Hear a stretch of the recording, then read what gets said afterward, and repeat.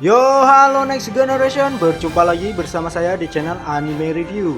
Bagi yang belum subscribe, monggo di subscribe dan jangan lupa klik icon loncengnya juga, agar di setiap ada video baru teman-teman akan mendapatkan notification.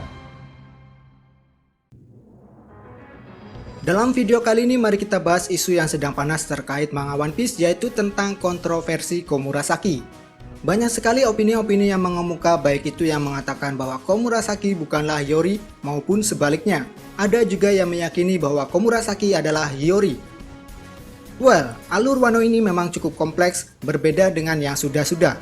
Banyak sekali tokoh-tokoh yang dianggapnya sudah mati, namun kenyataannya mereka masih hidup, dan lagi Oda sepertinya mencoba untuk membingungkan kita dengan pemberian nama samaran atau nama alias pada tokoh yang diperkenalkan dalam alur Wano ini. Namun sejatinya mereka juga kemudian diperkenalkan kembali dengan nama aslinya. Setelah sebelumnya ada Sutenmaru, lalu kemudian setelah itu terjadi pada kasus yang menimpa Komurasaki sekarang. Nah, yang menjadi perdebatan dalam kasus ini tak lain adalah pengungkapan secara tiba-tiba dari Komurasaki.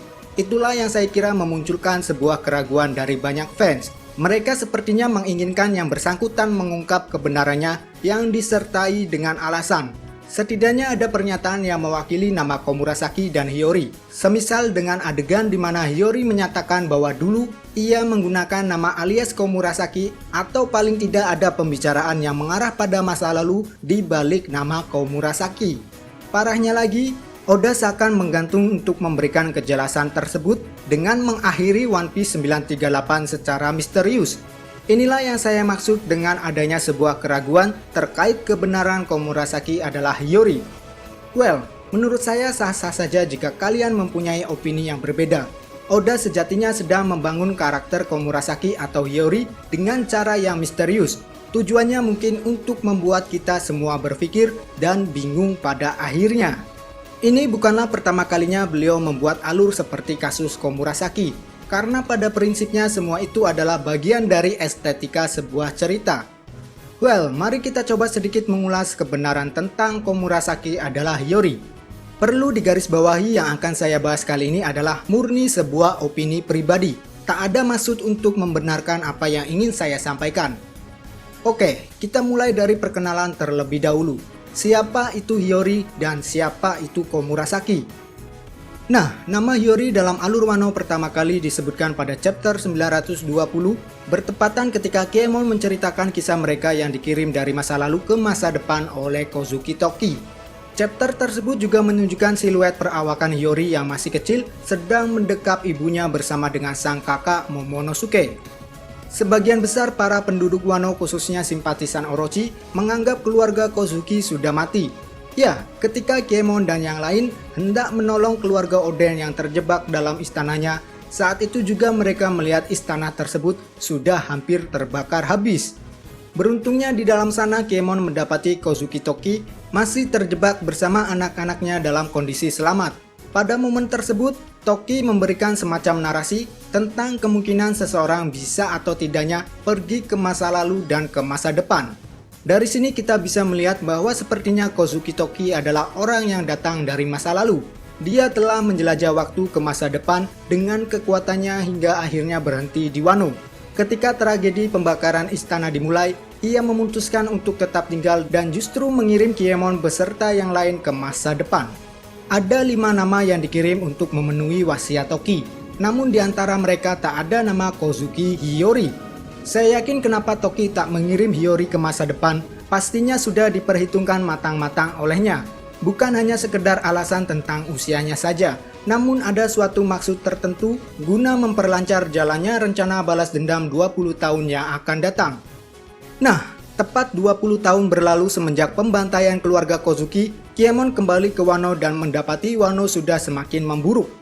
Demi memenuhi wasiat Toki, akhirnya dia pergi ke luar Wano untuk mencari bala bantuan. Dan ketika mereka meninggalkan Wano, apesnya mereka terlihat oleh para prajurit Orochi.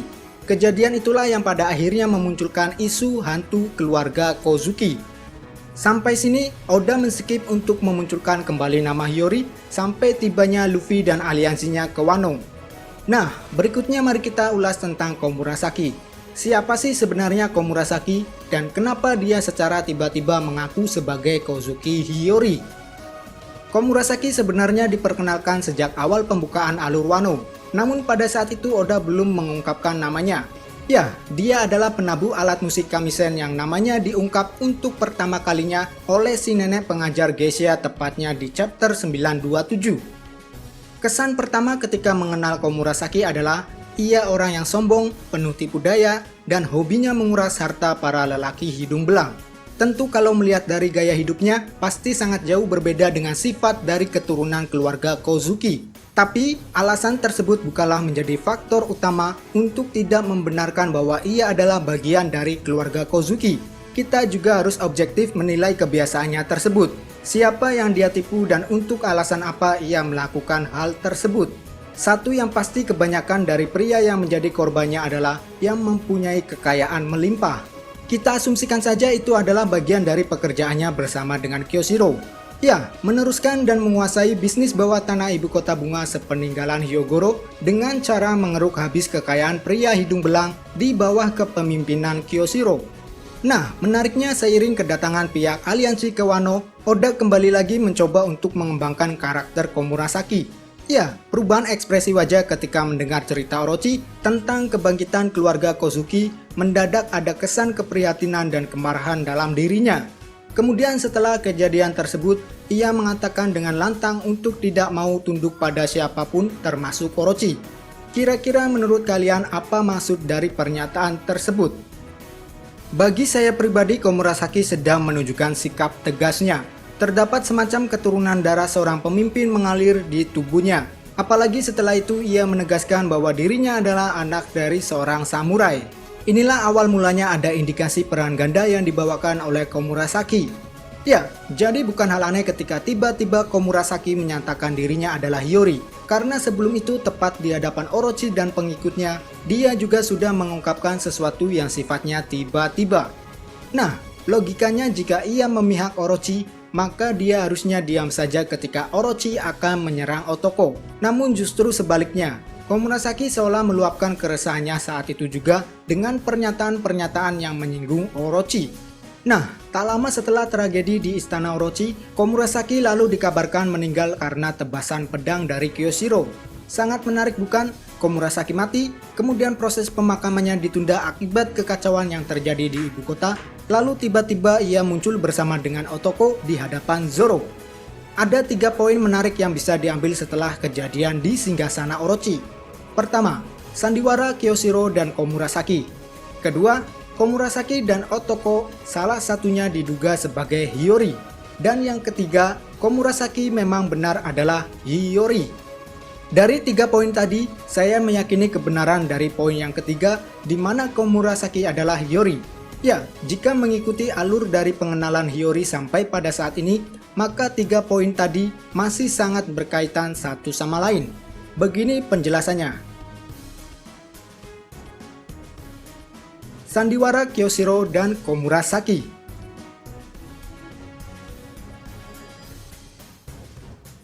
Hiyori diberikan beban tinggi dari ibunya sepeninggalan Kiemon ke masa depan. Dia harus menunggu sampai mereka tiba kembali di tanah Wano. Untuk dapat bertahan hidup, rasanya sangat tidak mungkin bagi seorang anak kecil yang kesemua keluarganya dihabisi. Layaknya Robin kecil yang menjadi buronan tingkat tinggi pada saat itu. Bedanya di sini adalah Robin mampu bertahan hidup dengan cara berpindah-pindah tempat, tapi Hiyori tak bisa kemana-mana selain daripada di Wano. Jadi logikanya Toki harus menitipkan Hiyori pada orang yang ia percayai atau pada simpatisan Oden yang masih hidup pada saat itu. Tujuannya agar Hiyori bisa bertahan hidup setidaknya sampai ramalan Toki tiba. Lalu kemudian muncullah Kyoshiro yang dianggap telah membesarkan Komurasaki.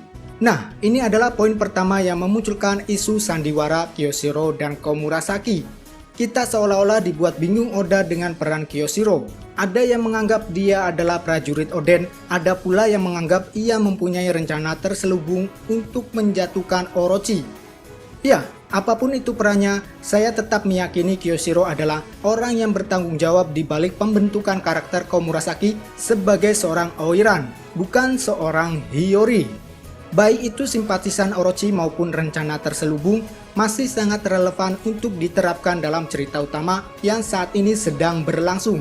Intinya bisa saja Kyoshiro lah yang mengubah nama Hiyori menjadi Komurasaki untuk menghindari Orochi dan kemudian memanfaatkannya untuk ambil bagian dari penguasaan bisnis bawah tanah dengan cara yang saya singgung tadi, mengeruk habis harta kekayaan lelaki hidung belang dan mengambil hati seorang Orochi. Namun hal ini bukan berlaku untuk Kyoshiro seorang. Masih ada lagi karakter yang berpotensi membesarkan Hiyori dari kecil hingga dewasa dan mengubah namanya menjadi Komurasaki. Siapakah orang tersebut? Penjelasan lebih lanjutnya ada di poin yang kedua, yang mana akan ada hubungannya dengan Otoko. Nah, bagi yang menganggap Kyoshiro adalah pengikut Oden, mungkin alasan berikut ini menjadi masuk akal. Kyoshiro dianggap sebagai simpatisan Oden bisa dilihat dari perannya membesarkan Hiyori yang kemudian menjadi Komurasaki, lalu kemudian menjadi otak di balik perekrutan samurai pemberontak menggantikan peran dari Hyogoro yang keduanya sama-sama menjadi bos Yakuza di eranya masing-masing. Lalu bagi yang meyakini Kyoshiro akan mengkudeta posisi Orochi, mungkin alasan berikut ini juga masih sangat relevan. Kyoshiro membesarkan Komurasaki sebagai seorang Oiran untuk mendekatkan dia pada Orochi dan kemudian mengambil hati sang shogun. Demi membuktikan kesetiaannya, Kyoshiro tak segan untuk menebas Komurasaki di hadapan sang shogun.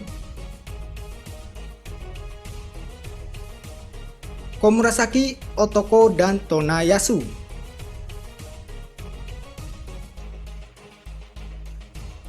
Saya meyakini bahwa Komurasaki adalah Hiyori, bukan Otoko yang menjadi adik dari Momonosuke. Alasannya mungkin terbilang sederhana. Coba kita cek kembali One Piece chapter 928. Saat itu Momonosuke mengatakan bahwa seandainya Hiyori masih hidup, maka usianya berada di angka 26 tahun. Dan itu adalah angka yang cocok untuk menggambarkan usia Komurasaki. Anggap saja Otoko adalah representasi dari seorang Hiyori kecil. Ya, alasan kenapa ia menyelamatkan Otoko adalah ia mungkin tak ingin Otoko merasakan apa yang dia rasakan sewaktu kecil akibat kekejian Orochi.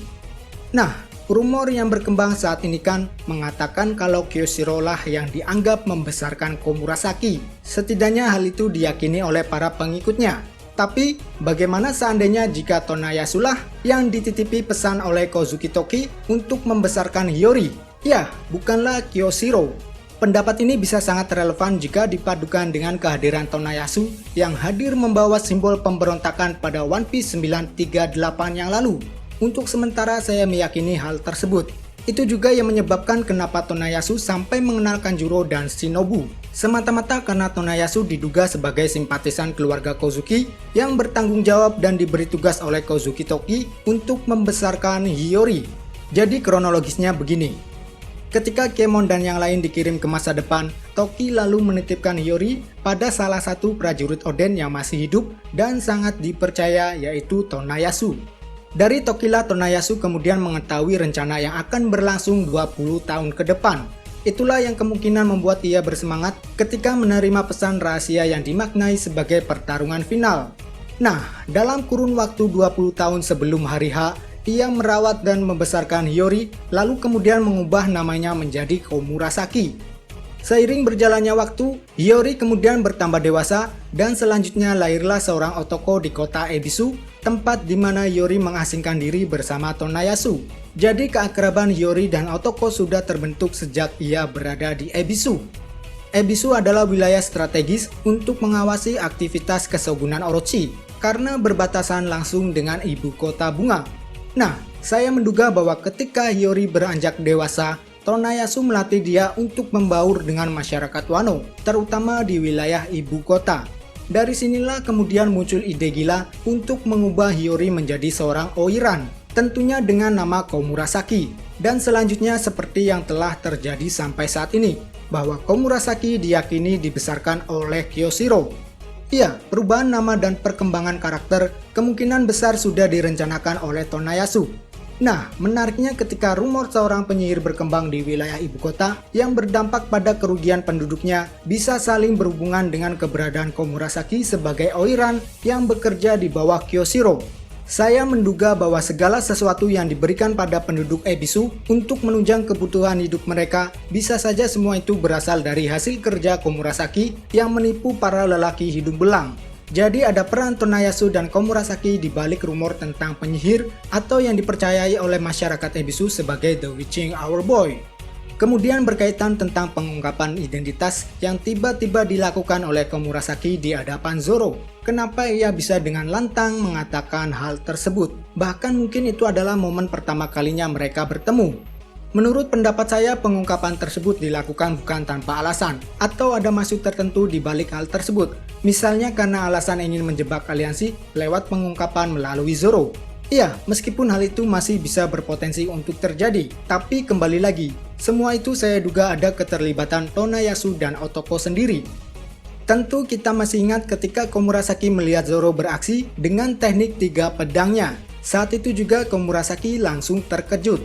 Bagaimana seandainya jika Tonayasu memberikan info pada Otoko ataupun langsung pada Komurasaki alias Hiyori apabila mereka bertemu dengan orang yang berpenampilan layaknya samurai dengan teknik 3 pedangnya, maka itu adalah sekutu alias nakama. Semua itu semata-mata akibat kedekatan Tonayasu dengan Zoro yang selalu mengikutinya sepanjang waktu. Dia mungkin tahu bahwa Zoro adalah bagian dari orang-orang yang diramalkan Toki untuk membungkam balik kekaisaran Kaido dan kesogunan Orochi.